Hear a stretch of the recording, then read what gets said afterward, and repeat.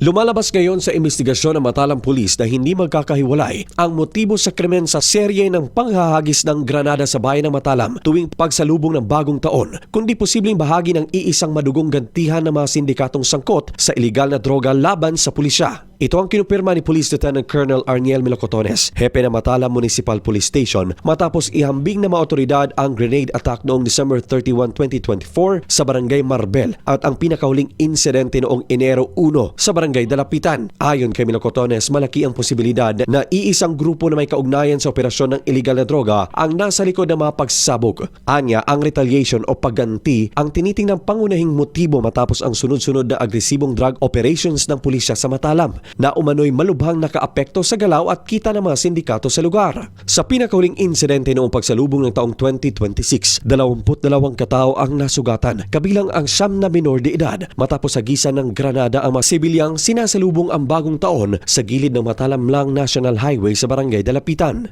Inahayag din ng opisyal na kapansin-pansin ang pagkakahalintulad ng pattern ng mga insidente. Parehong naganap sa bisperas ng bagong taon. Parehong sibilyan ang target at parehong isinagawa habang kasagsagan ng selebrasyon dahilan upang lalong tumibay ang hinala na may sistematikong plano ang nasa likod ng mga pag-atake. Sa naging panayam naman ng radyo bida kay Cotabato Police Provincial Office spokesperson, Police Lieutenant James Warren Kaang, na hindi direktang sa mga operatiba sila naghihiganti, kundi ang masaklap sa mga insidenteng ito ay to whom it may concern ang siste o kahit sinong sibilyan lamang ang kanilang tinatarget. Kasunod ng pinakahuling pagsabog, nasawi sa isang hot pursuit operation ang isa sa mga pangunahing sospek matapos itong makilala ng mga testigo at tangkain umanong manlaban sa mga pulis na aaresto sana sa kanya.